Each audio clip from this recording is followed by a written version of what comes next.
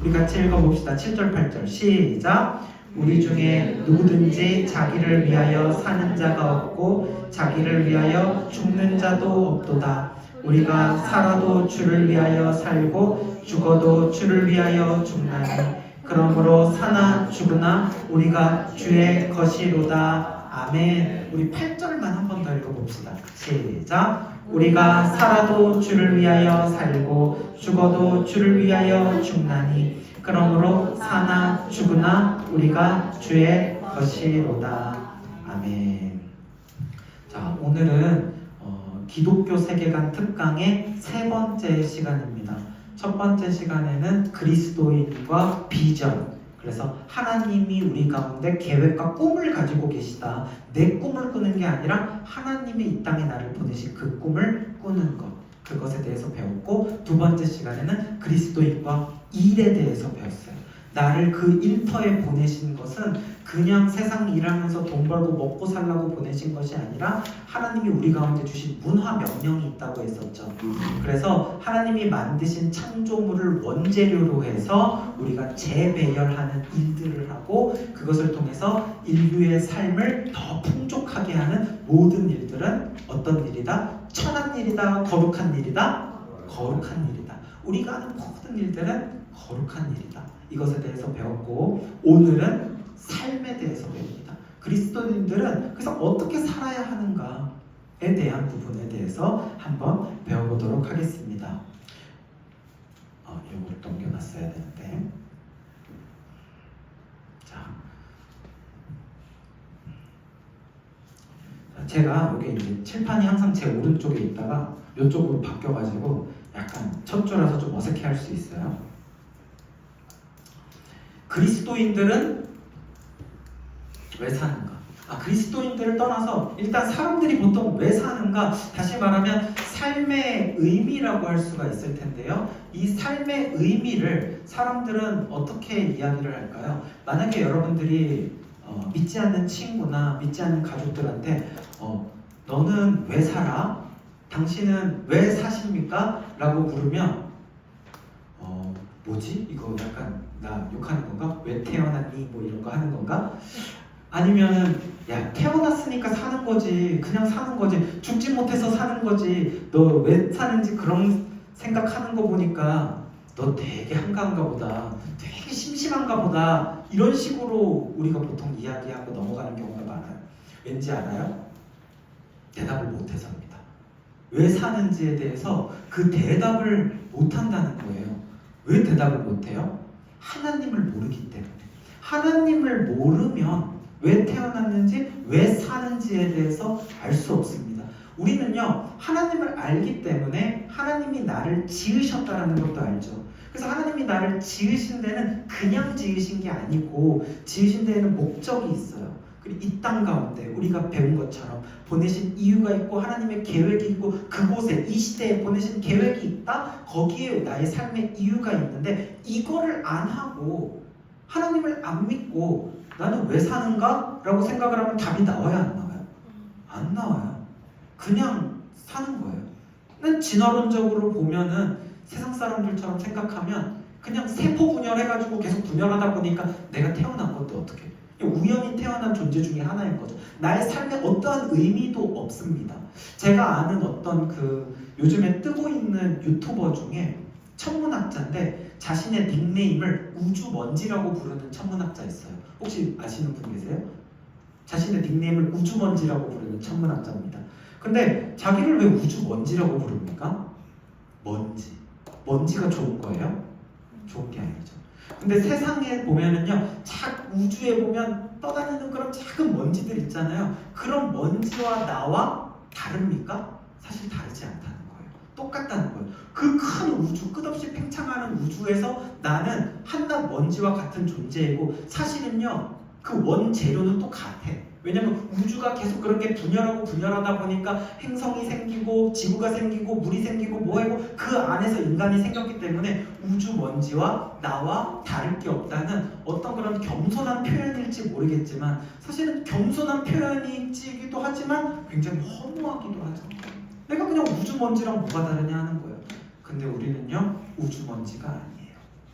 하나님의 자녀인 줄 믿습니다. 아멘. 하나님이 이 땅 가운데 우리를 만드신 하나님의 아들들이고 딸들이에요. 그래서 우리는 왜 사는지 삶의 의미가 굉장히 중요해요. 하나님이 창조하셨기 때문에, 하나님의 뜻을 이루기 위해서. 근데 세상 사람들은 알지 못하니까 왜 사는지는 모르겠고, 다만 어떻게 사냐,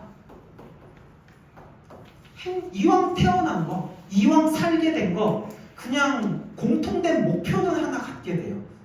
어쨌든 그냥 삶을 살게 되었으니까 태어난 김에 행복하게라도 살자. 여기에는 모든 사람들이 공통된 생각을 가지고 있는 것 같아요. 행복하다는 건 뭐예요? 내가 원하는 것을 하고 먹고 싶은 것을 먹으면서 자고 싶은데 자고 또 좋은 사람들과 만나면서 사랑을 나누고, 이런 내 마음에 넉넉한 마음과 행복과 기쁨이 있는. 근데요, 그렇다면 우리가 어떻게 살아야 행복해질 수 있을까요? 어떻게 살아야 그러면 행복해질 수 있을까요? 그래서 오늘은 이 행복으로 가기 위한 삶의 방식들에 대해서 한번 보고요. 특별히 전 세계적으로 최근 몇 년 동안 유행을 했던 삶의 방식들이 있습니다. 그 유행하는 삶의 방식, 어떻게 살아야 하는지에 대해서 유행한다는 거예요. 우리 패션이 유행하는 거 알죠? 헤어스타일도 유행하는 거 알죠? 제가 중고등학교 때는 여학생들은 깻잎 머리가 유행했고요. 제가 대학생 때는 남자들이 사자처럼 머리를 이렇게 기르고 브랜다로 기르는 그런 머리가 유행을 했고요. 요즘은 이렇게 머리를 양갈래로 이렇게 하는 머리들이 유행하고, 그때마다 헤어스타일과 패션이 유행이 달라지는데, 그것처럼 어떻게 살아야 행복한지에 대한 삶의 방식도 세상에서는 유행을 합니다. 과연 그 유행하는 삶의 방식이 행복으로 가져다 주는지 한번 살펴보도록 하죠. 자, 여러분, 욜로라고 들어보셨습니까? 욜로 들어보셨죠? 욜로라는 삶의 방식의 유행은 대략 한 10년 전에 등장을 했습니다. 10년 전에 등장을 했는데 굉장히 엄청난 유행을 몰아쳤어요. 그 전에도 이런 개념이 없었던 건 아닌데, 이 욜로라는 단어를 누가 외쳤냐면 당시 미국의 대통령이었던 오바마 대통령이 욜로 라이프를 살라고 선언을 했습니다. 이 단상에서. 그때 사람들이 욜로 라이프가 뭐야? 라고 하면서 궁금해하게 됐고, 그리고 나서 한 1년 뒤 정도에 우리나라에 이 욜로가 상륙을 하면서 수많은 젊은 사람들, 특별히 2030 세대에게 욜로가 엄청난 큰 화두에 올랐어요. 막 무한도전, 그 당시에 라디오 스타, 또 뭐 그때 제일 인기 많았던 뭐 미우새, 이런 프로그램들이 전부 다 욜로 특집을 했었습니다. 그래서 욜로의 가치관을 가진 사람들이 나와서 자신의 삶의 가치관을 얘기하고 막 그러는 거예요. 사람들이 막 동조하고. 자, 욜로가 뭐길래? 욜로는요, 영어로 you only, 그렇지? you only live once. You only live once. 당신은 오직 한 번만 산다라는 뜻이에요. 그러니까 인생이라는 것은 두 번 산다, 한 번 산다? 한 번 산다라는 이야기를 하는 겁니다. 한 번뿐인 인생이기 때문에 어떻게 살아야 된다고 이야기를 하냐면, 한 번뿐인 인생, 그래서 무엇을 즐겨라? 지금을 즐겨라. 지금, 오늘 이 순간을 즐겨야 된다. 왜냐? 인생이라는 것은 또 오지 않아. 한 번뿐이야 라는 거죠. 그럼 당시에 이 욜로라는 인생의 어떤 그 사는 방법이 왜 유행을 했냐면, 미래가 불확실하기 때문이에요. 내가 돈을 모아놓느라고 지금 열심히 땀 흘려서 저축을 하고 지금 즐기지 않고 돈을 모았어요. 근데 이 돈을 모아놨다고 해서 나중에 나한테 확실한 행복을 주냐? 그렇지도 않은 것 같다는 거예요. 그렇게 힘들게 돈을 모아서 이제 집을 사려고 봤더니 집값은 2배, 3배 또 뛰었어. 집을 못 사는 게 돼버린 거죠. 열심히 직장 생활을 했어. 근데 그 직장에서는 내가 해고당할 수도 있죠. 열심히 이렇게 사랑을 해서 결혼을 했어. 근데 그 결혼이 나의 삶을 오히려 불행하게 만들 수도 있고. 그러니까 어떤 것을 열심히 땀 흘리고 투자를 했지만 그것으로 인한 행복이 확실하게 오지 않는다는 것을 사람들이 깨달으면서, 불확실한 미래의 행복에 투자하기보다는 지금 갖고 있는 돈이 있다면 그걸 그냥 지금 즐겨버리겠다는 거예요. 나중에 즐겨야지 하고 돈을 가지고 있는데 늙어서 이제 여행 가려니까 여행 가요, 못 가요? 못 가잖아요. 막 즐기려고 하니까 못 즐겨. 먹고 싶은 거 이제 좀 마음껏 먹어야 되는데 이제 건강 생각해서 먹지도 못해. 이러한 어른들을 보면서 젊을 때 놀아야 되네 하면서 2030한테 욜로가 폭발적으로 이게 유행을 하게 된 겁니다. 이것은 즉각적인 만족, 오늘의 행복을 굉장히 중요하게 여깁니다.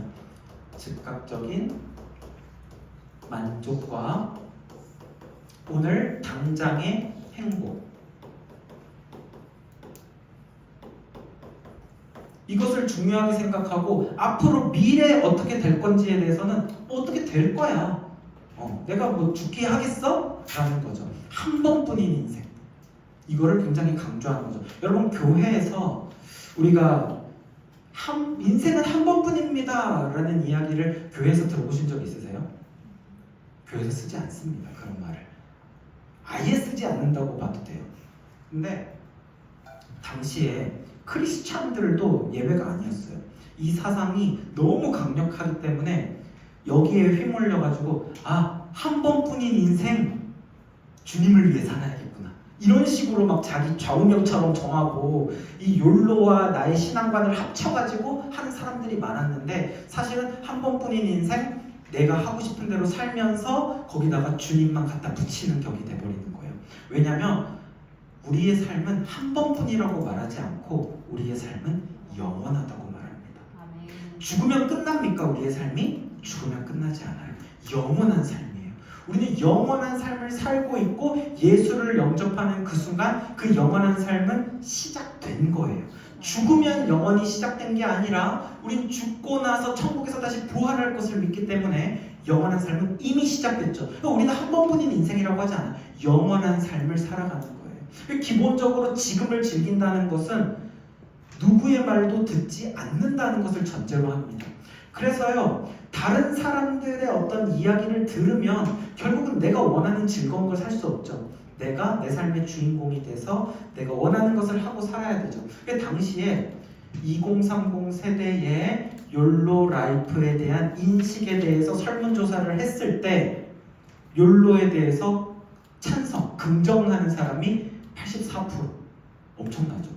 그러니까 이게 보통 유행한 게 아니에요. 이게 그냥 확 와닿은 거예요. 맞다라고 생각을 해버린 거예요. 그래서 젊은 사람들 100명 중에 84명 정도는 욜로에 대한 긍정적으로 했어요. 그 이유, 첫 번째 뭐라 그래요? 나중에 후회하지 않을 것 같아서. 그러니까 지금 즐기지 않으면 나중에 후회할 것 같으니까 지금 즐겨야겠다라고 생각을 하는 거죠. 근데 두 번째 뭐예요? 자기 주도적인 삶을 살 수 있어서. 이게 굉장히 또 크죠. 첫 번째 거예요. 자기 주도적인 삶이라는 게 뭐예요? 결국은 내 인생의 주인공이 누구다? 나. 내가 주인공이 되는 거예요. 지금, 오늘, 그리고 내가 하고 싶은 대로 살아가는 삶. 결국은 지금 이 순간 나는 내 뜻대로 살겠다. 그리고 그렇게 살 수 있는 굉장히 중요한 사상, 나의 생각을 뒷받침해주는 사상이 바로 욜로 라이프였던 거예요. 그래서 당시에 거의 84%? 이 정도. 모든 사람들이. 그래서 제가 그때 막 그림 묵상 같은 거를 그리던 때였는데, 그림 묵상을 그리면서 이 욜로 라이프를 지적을 했었습니다. 그러면서 한 번뿐인 인생, 나를 위해 오늘을 살자가 아니라 영원한 인생, 주님을 위하여 살자로 바꿉시다. 이런 어떤 그림을 그렸는데 제 그림 사상 처음으로 악플이 도배됐어요. 다 그리스도인들인데 제 그림을 보는 사람들은 세상 사람들이 아니었거든요. 악플이 도배되면서 아니 욜로가 어때서 한 번뿐인 삶을 주님을 위해서 산다고 하면 되는 거 아닌가? 욜로가 어때서 나중에 못 즐기면 누가 책임져주는 것도 아닌데, 이러면서 수많은 그리스도인들조차 반발할 정도로 이 사상이 엄청나게 많은 사람들을 강타했던 거예요. 근데 여러분 그거 아세요? 지금 출산율이 0.7명대까지 떨어졌잖아요. 전 세계 역사상 유례가 없는. 그게 언제쯤부터인지 아십니까? 아이고 어디 갔어? 여기 밑에 있구나. 이 시기랑 정확히 맞아 떨어집니다. 욜로가 제가 한 10년 전에 유행했다고 그랬죠. 10년 전에 2015년이죠. 그러니까 출산율은 서서히 떨어지고는 있었지만 이게 약간 이런 식으로 천천히 떨어지고 있었고 일명대가 깨진 적은 없었거든요. 근데 이 욜로가 유행할 때 이때쯤부터 해가지고요 그냥 급속도로 떨어지게 됩니다. 그리고 나서 0.9명, 0.8명, 0.7명 해마다 그냥 한 자릿수가 뚝뚝 떨어져 버리는 거예요. 이게 욜로 때문에 이렇게 됐다고 단언할 수는 없어요. 근데 굉장히 중요한 영향을 준 거예요.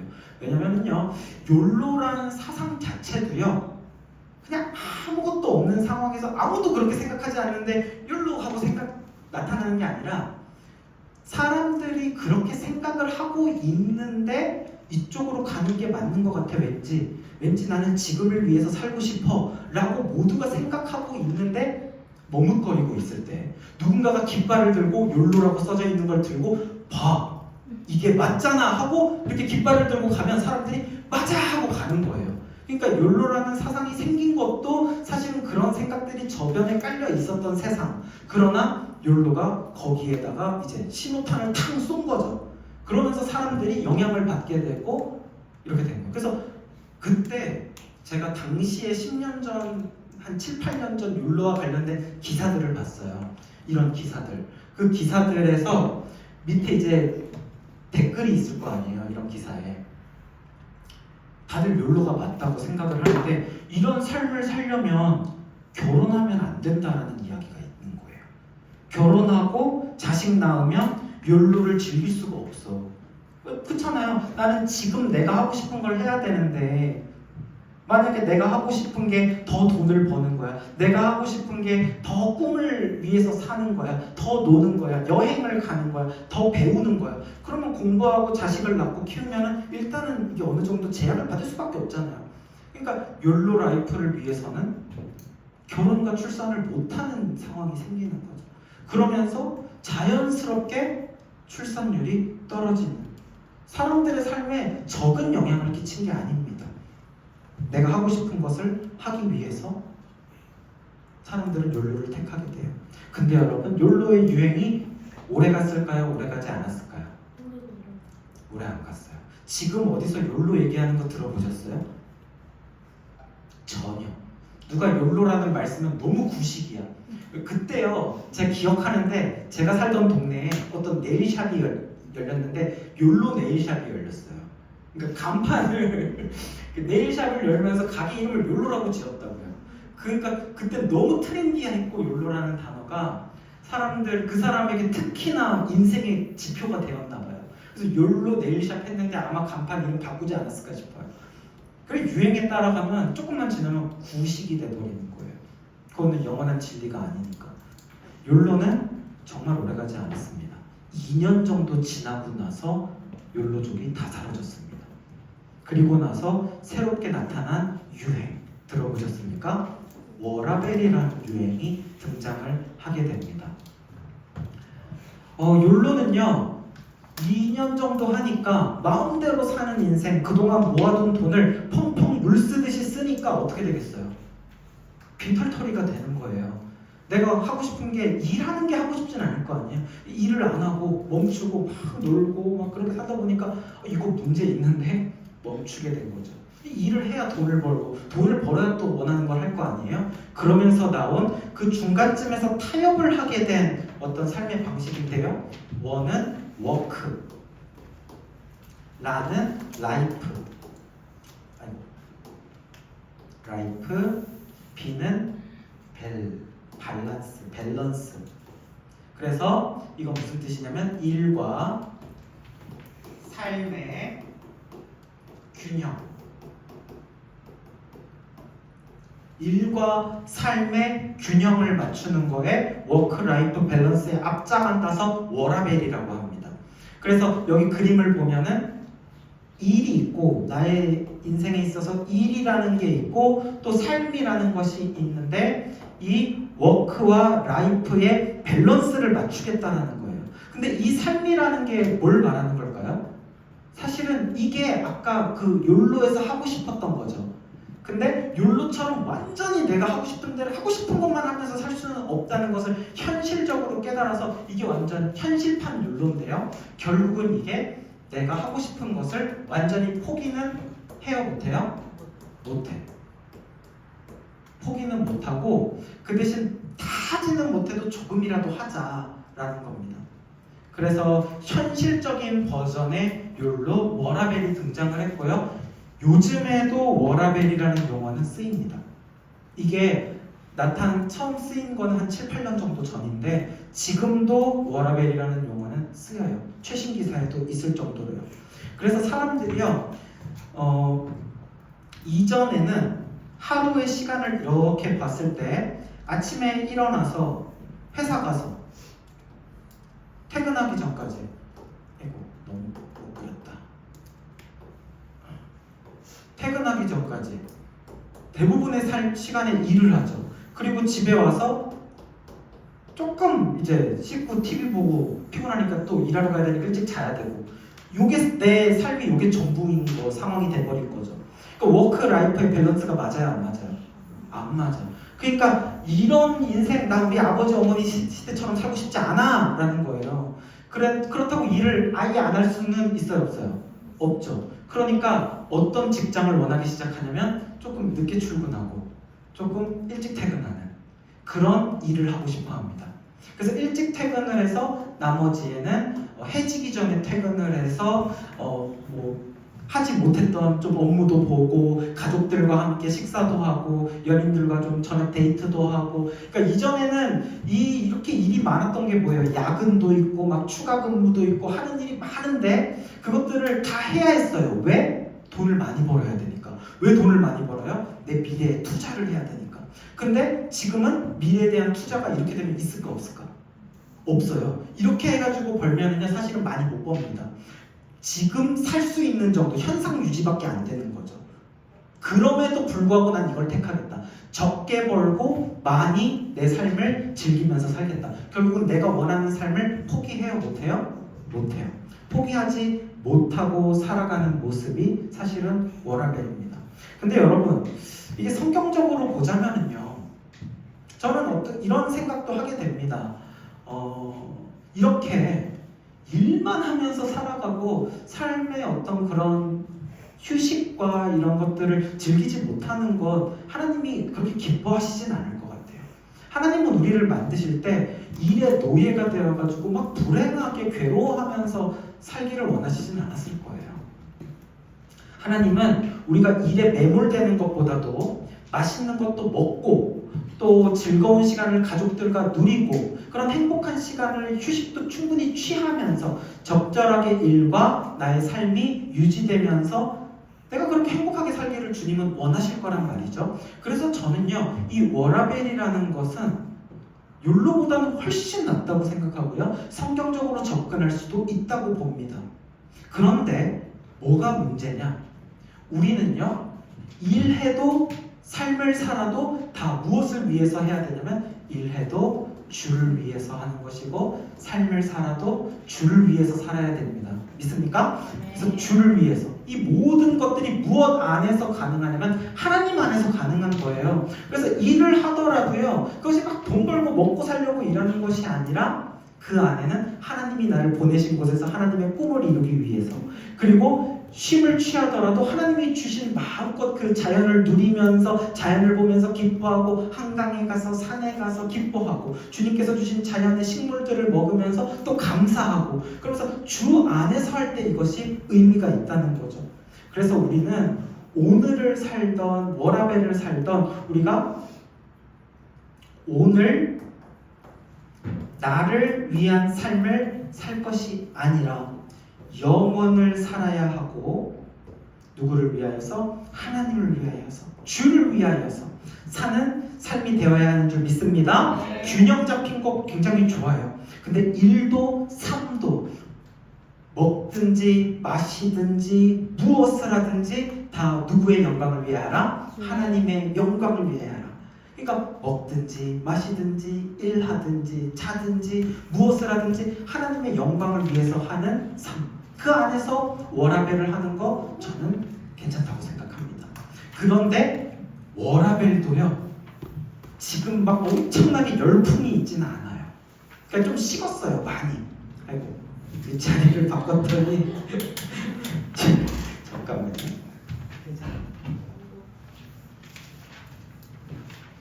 선풍기 바람에 원고가 날아가고 마이크 줄이 꼬이고 막 오늘 좀 그런데,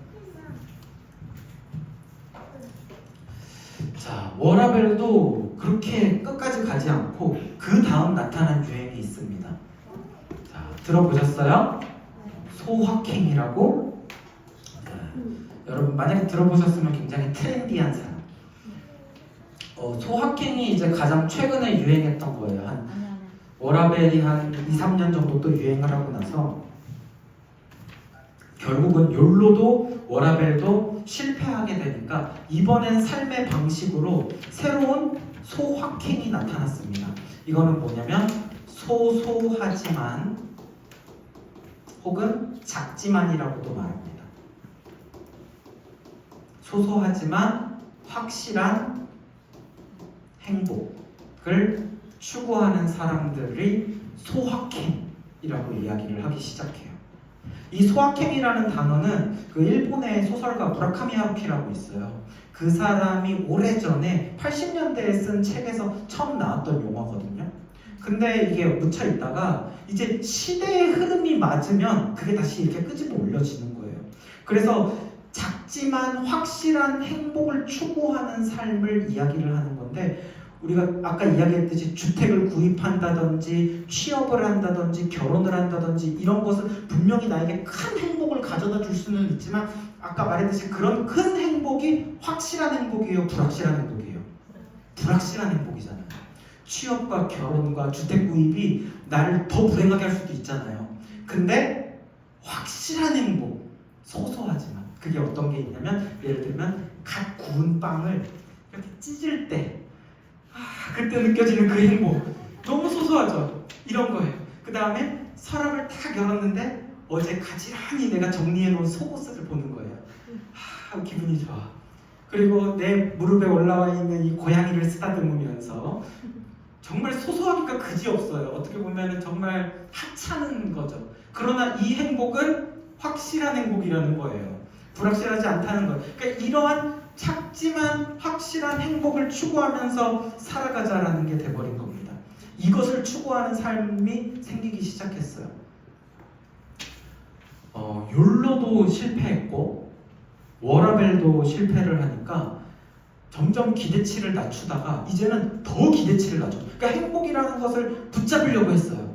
누리고 싶었어요. 근데 안 되니까 일하면서 조금만 누리자, 이게 워라벨이었죠. 근데 이 소확행은 뭐냐면, 아유 그것도 안 되네, 그냥 좀 더 많이 포기해야 되는 거죠. 많이 내려놓고 이제 그냥 작은 것에서 행복을 찾자, 이렇게 그냥 기대치를 낮추는 전략으로 소확행이 생긴 거죠.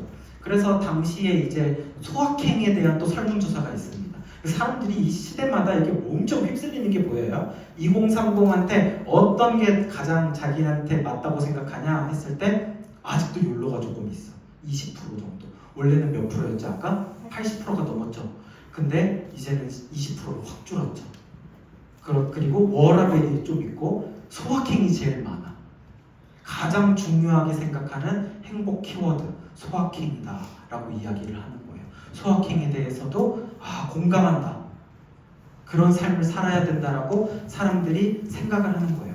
이건 어떨까요? 소확행이라는 어떤 이 삶의 방식은 기독교적으로 보면 어떨까요? 작은 것에 감사하는 거잖아요. 빵을 탁 뜯으면서 이 빵에서 모락모락 김이 나, 쫙 찢으면서 하나님 감사합니다, 이러면 좋은 것 같죠? 그쵸? 이거 작은 것에 감사하고 행복을 느끼는 거 굉장히 좋은 거 아니에요? 중요한 거는 하나님을 찾을 때만 의미가 있어요. 하나님께 감사할 때 의미가 있어요. 그렇지 않고요, 하나님과 상관없이 그냥 소확행만 추구하면은요, 이거요 기독교 아닙니다. 이거는 뭐가 되는 줄 알아요? 놀랍게도 불교의 교리와 정확하게 일치하게 됩니다. 불교 교리의 어떤 현대판이라고 할 수 있는 게 소확행인 거예요. 소확행. 불교는요, 일단 신을 믿지 않습니다. 불교는 신이 없는 종교예요. 거예요. 신이 없고 내 스스로가 어떤 신의 경지에 오르는 종교가 되는 거예요. 수행을 통해서.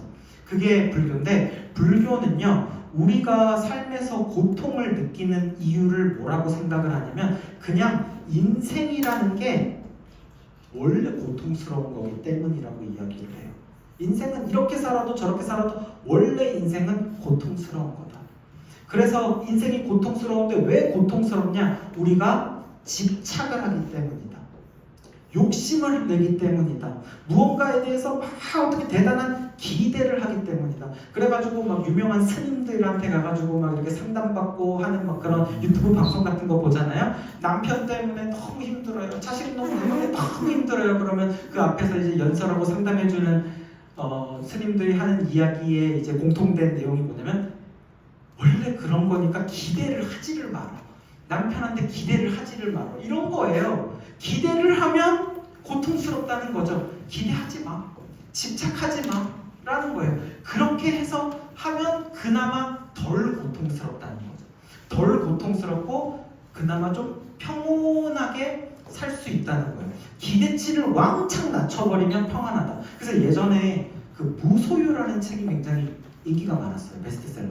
아마 법정 스님이라는 분이 쓰셨을 거예요. 무소유 뭡니까? 가지지 않는 거죠. 모든 것을 내려놓는 거죠. 이게 뭐예요? 기대치를 낮추고 다 포기하는 삶을 살면 그때 평온해지는 거예요. 소유하지 않는 거죠. 욕심을 내버리는 거죠. 그래서 여러분 이 소확행이라는 것은 우리 안에 스며들 때 이 어떤 불교 교리처럼 스며들 수가 있는 거예요. 근데 우리가 이 안에 하나님을 집어넣으면 해결이 됩니다. 작은 것에도 하나님께 감사하면서 사시기를 바랍니다. 네. 무언가를 먹든지 자연을 즐기든지 내 안에 있는 내가 집 안에서 따뜻한 집에서 행복한 가족들과 작은 것을 먹더라도 이 모든 것을 주신 하나님께 감사하고 또 그것들이 그냥 오지 않아요. 많은 사람들을 손을 거쳐서 감사할 사람들이 참 많죠. 손을 거쳐서 누가 이렇게 옷을 만들어서 내가 옷을 입고 누가 가구를 만들어서 또 내가 우리 집에 가구가 있고 집을 만들어서 이렇게 다 내가 살 수 있게 됐잖아요. 감사하면서 무엇보다도 하나님께 감사하면서 살아간다면 소확행도 괜찮습니다. 하나님이 있어야 되는 거예요. 먹든지 마시든지 무엇이든지 하나님의 영광을 위하여 하라. 그리고 나서 여기 이제 넣지는 않았는데 최근에 이제 또 하나 유행한 키워드가 있어요. 뭐냐면 들어보셨어요 혹시? 조용한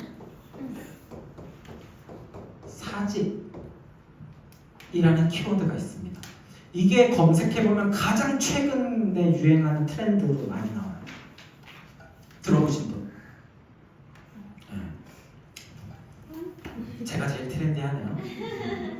조용한 사직이 뭐냐면 진짜 사직은 회사를 그만두는 거죠. 진짜 회사를 그만두겠다는 것은 아니고 회사를 다니기는 다니는데 내 마음은 사직한 사람처럼 다니는 거예요. 그래서 아무도 모르게 비밀리에 사직한 거예요. 그 조용한 사직이에요. 그래서 어떤 느낌이냐면 이 회사에 마음을 다하지 않고 책임을 다하지 않고 헌신하지 않아요. 주어진 시간에 주어진 일 딱 그것만 할 거야. 영혼은 나간 채로 그냥 딱 그 일만 하고 정말 사직한 사람처럼 하고, 그러니까 이 회사 사람들한테 내가 막 이렇게 아부하면서 할 이유가 있어요? 없어요? 없어. 관계도 거리 둡니다. 거리 두면서 조용한 사직 상태로 살아가는 것이 이게 요즘 가장 트렌디예요. 여러분 욜로에서부터 10년이 지나니까 조용한 사직까지 왔어요. 욜로는 뭐였어요? 최대한 많이 누리자. 그리고 워라벨은 뭐였어요? 그건 안 되네. 조금만 누리자. 근데 그것도 안 돼. 소확행. 덜 기대하자. 그러다가 조용한 사직. 그냥 아무것도 기대하지 말자. 그냥 다 포기하고 그냥 살기만 살자까지 와버린 겁니다. 그래야 그나마 행복할 수 있어. 까지 와버리는 겁니다. 그래서 요즘 유튜브에 보면은 막 여러 가지 어떤 강사들이나 이런 사람들이 조언하는 것 중에 이런 게 있어요. 막 일을 할 때 너무 힘들죠. 근데 왜 해야 되는지 막 고민되죠. 그럴 때는요, 그냥 하십시오. 생각하지 말고 그냥 하십시오. 그냥 출석하시고 그냥 자리에 앉아있고 그냥 열심히 일하세요. 그게 최선입니다. 사실은 그게 뭐 말하는 거예요? 조용한 사직 말하는 거. 생각하지 말고 그냥 일하라는 거예요. 그게 버틴다라는 거죠. 사람들은요, 이제는 답이 없다는 걸 알게 된 거예요. 몇 년마다 계속 삶의 방식을 유행처럼 갈아치우면서 실패하고 그 안에서 만족을 찾지 못합니다. 제가 단언컨대 반드시 욜로는 유행이 또 찾아옵니다. 왜냐면 삶의 방식은요, 이것도 해보고 저것도 해보고 저것도 해보고 안 되다가 보면은 에라이 모르겠다 그냥 또 지금을 즐기자, 이게 계속 반복이 돼요. 사실은 몇십 년 전에 카르페 디엠이라는 사상이 있었는데 그게 정확하게 지금을 즐기자라는 거였어요. 그러니까 용어만 다르지 똑같은 게 반복이 돼서 또 올 겁니다.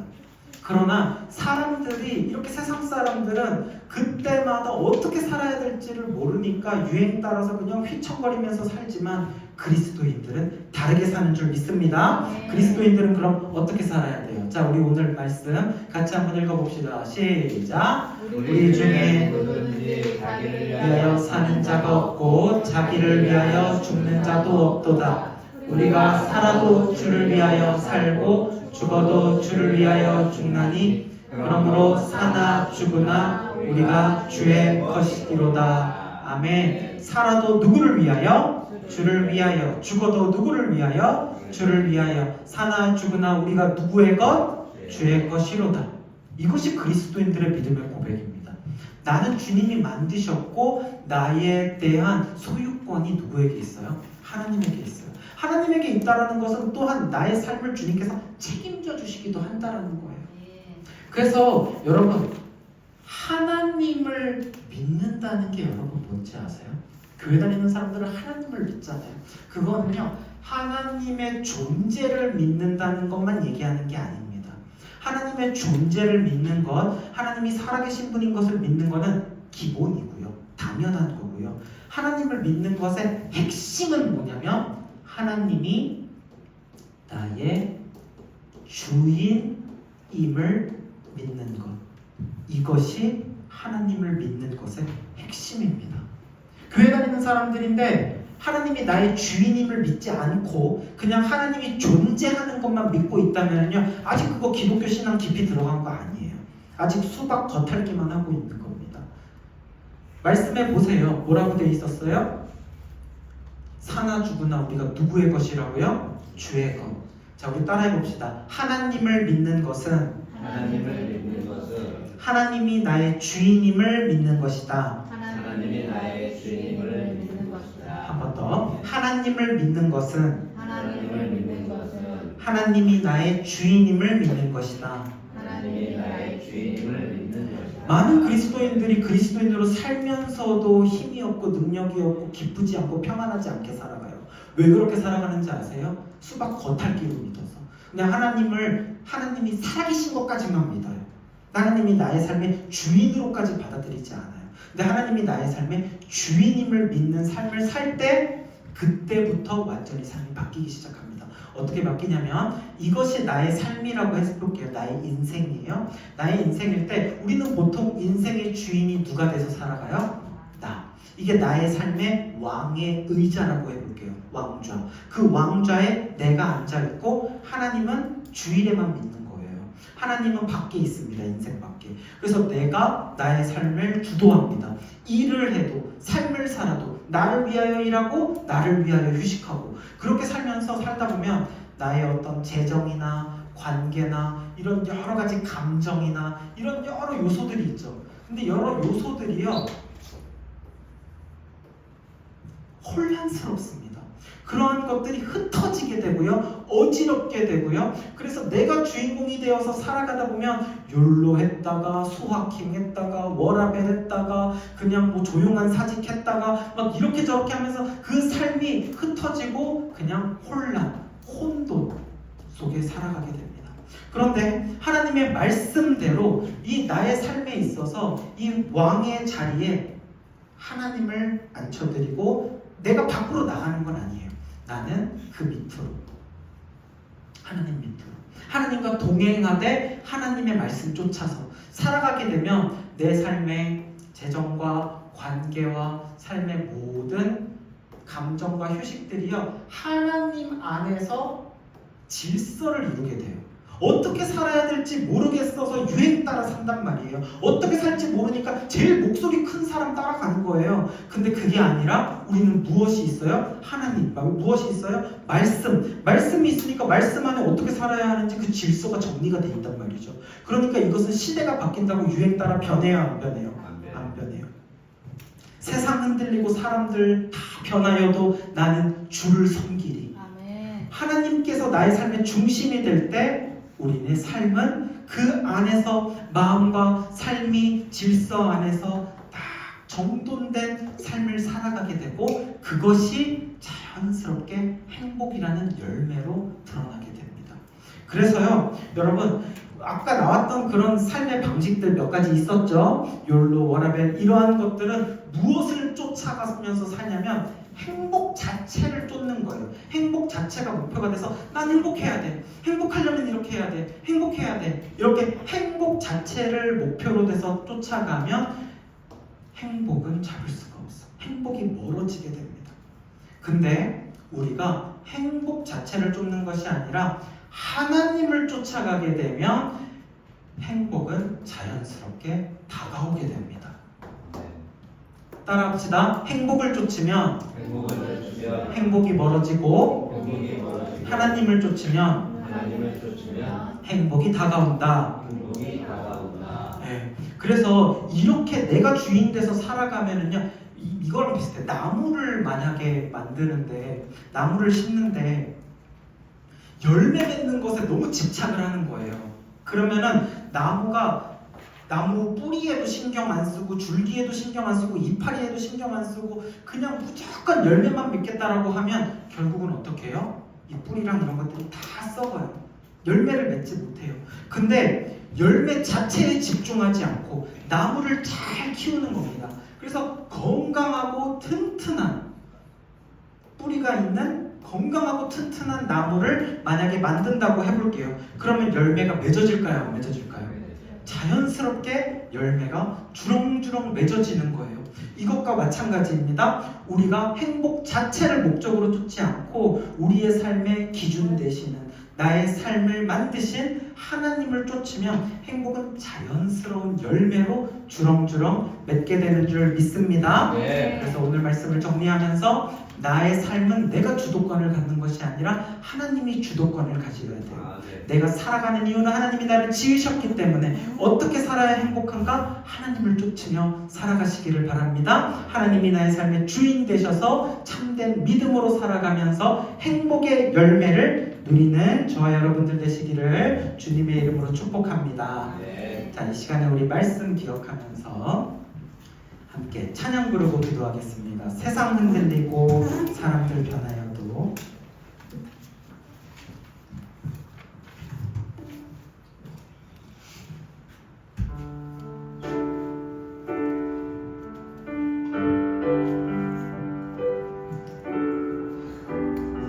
사람들 변해도 나는 오직 주님만을 섬기겠습니다.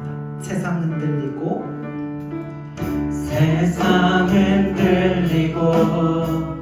사람들은 변하여도 나는 주를 섬기리. 주님의 사랑은 영원히 변하지 않네. 나는 주를 신뢰. 믿음 흔들리고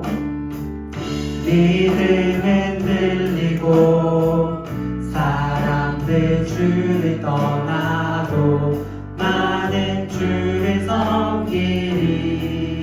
주님의 나라는 주님의 영원히 쇠하지 않습니다.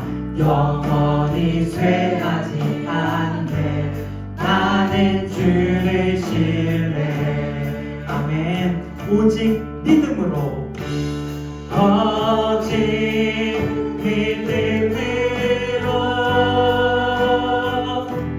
믿음으로 내가 살리라.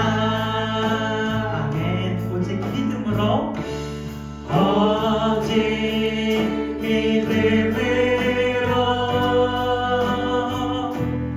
믿음으로 내가 살리라. 아멘. 오직 의인은 어떻게 살아야 된다고요? 믿음으로 말미암아 살리라. 아멘. 오직 의인은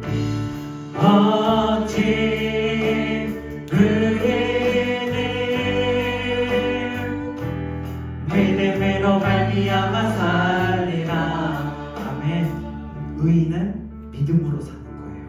믿음으로 사는 게 아까 뭐라고 그랬죠? 하나님을 믿는 것은 하나님이 나의 주인임을 믿는 것이다. 하나님이 나의 삶의 주도권을 가지고 계시고 나의 삶의 왕좌의 주님을 모시고 주님의 뜻에 순종하면서 살아갈 때 그때 세상 가운데 흔들리지 않고 질서 있고 정돈되고 행복이 열매로 드러나는 삶을 살게 되는 줄 믿습니다. 이 말씀 기억하면서 우리 이 시간 함께 기도하기를 원합니다. 우리 함께 기도합시다. 하나님 아버지 주님 감사합니다. 주여 아버지 오직 의인은 믿음으로 말미암아 산다고 하였습니다. 주여 하나님을 믿는 것은 하나님이 나의 주인임을 믿는 것입니다. 행복을 쫓으면 행복이 멀어지고 하나님을 쫓으면 행복이 다가온다고 하였습니다. 세상 사람들은 몇 년마다 삶의 방식을 유행처럼 갈아치우지만 삶이라는 것은 그렇게 사는 것이 안 된다는 것을, 그렇게 살면 결국 실패하게 되고 만족하지 못한다는 것을 세상을 통해서 알게 됩니다. 주여 아버지 오직 진리이시고 영원히 변치 않으시는 말씀을 쫓아서 살아가게 하여 주시옵소서. 오직 주님이 주인 되심을 삶을 살아갈 때 행복이 자연스러운 열매로 나타나는 그런 놀라운 기쁨의 삶, 평안한 삶, 행복한 삶 살아가는 우리들 다 되게 하여 주시옵소서. 아멘. 하나님 아버지 감사합니다. 오늘 우리 가운데 삶을 살아가는 중요한 진리와 지혜를 깨닫게 하여 주셔서 감사합니다.